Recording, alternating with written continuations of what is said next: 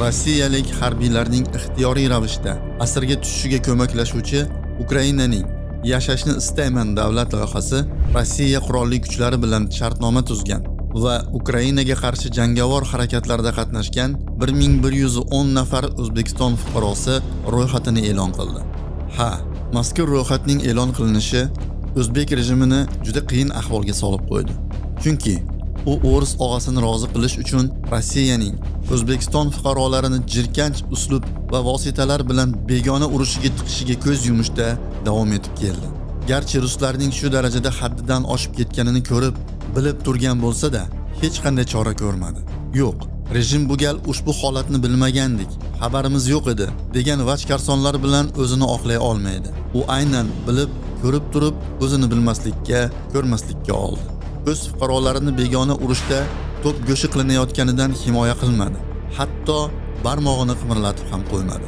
Holbuki Rossiya Ukraina urushiga front chizig'iga majburan olib ketilganlar va ularning yaqinlari Xudoning zorini qilib shaxsan prezident Mirziyoyevga yordam so'rab, yalinib yolvorib qilgan murojaatlari ijtimoiy tarmoqlarda ko'pdan beri tarqalib yotibdi. O'zbek rejimi hozirgi paytda shunaqangi qiyin ahvolga tushib qoldiki, endi o'zi pishirgan oshni aylanib ham, o'rgilib ham o'zi yeyishga to'g'ri keladi. Chunki bu vaziyatga nazar tashlasak, quyidagilar ayon bo'ladi. Birinchisi, Rossiya tarafida jang qilgan yoki qilayotgan o'zbekistonliklarning ro'yxatini Ukraina tarafi e'lon qildi. Demak, bu ma'lumotlarning ochiq-oshkor bo'lib ketishi kollektiv G'arb, xususan Amerika manfaatlariga xizmat qiladi. Va bu ro'yxat aynan Ikkinchi jahon urushida erishilgan g'alabaning 80 yilligi nishonlanishi arafasida e'lon qilingani ham bejizga emas. Aftidan huzur kartani ishga solish vaqti kelganga o'xshaydi. Bu narsa Rossiya O'zbekiston munosabatlariga sovuqlik tushirishi aniq. Albatta, bu ro'yxat kecha paydo bo'lib qolgani yo'q. Katta ehtimol bilan u avvaldan tuzib kelingan va kerakli vaqtda ishga tushirildi. Endi Amerika O'zbek rejimi yo'l qo'ygan bu katta xatoni xohlagan paytida bosim qilish quroliga aylantirib oladi. Ikkinchisi, ro'yxat e'lon qilinganidan keyin O'zbek rejimi shosha-pisha qandaydir choralar ko'rishga kirishib ketdi. Masalan, 2-may kuni O'zbekiston Tashqi ishlar vaziri o'rinbosari Bobur Usmonov Rossiya elchisi Oleg Malginov bilan uchrashdi. Uchrashuvda O'zbekiston migrantlar huquqlari buzilayotganidan xavotirda ekanligi bildirilgan. Shuningdek, O'zbekiston vakolatli organlari Ukrainaga qarshi urushda ishtirok etish uchun Rossiya qurolli kuchlari bilan shartnoma imzolagan 1110 nafar fuqaro haqidagi ma'lumotlarni tekshirishni boshladi, deb xabar qildi Tashqi ishlar vazirligi gazeta UZ'ga. Ma'lumot tasdiqlansa, yollanma askarlar yurtga qaytgach tegishli choralar ko'riladi. Biroq bu choralarga rejimning o'zini oqlash va himoya qilish harakatlari sifatida qaraladi xolos. Shuning uchun hatto musulmon xalqimiz ham O'zbek rejimining o'rusga qarshi jur'at qilishiga ishonmayapti. O'zbek rejimi o'z fuqarolari taqdiriga bepisandligicha qolayotgani yetmaganidek, xatosini tan olish o'rniga yana o'zini oqlashga urinyapti.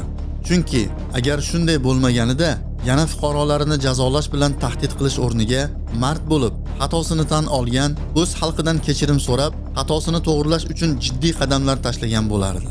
O'ris og'asining qosh-qovog'iga qarab o'tirmasdi.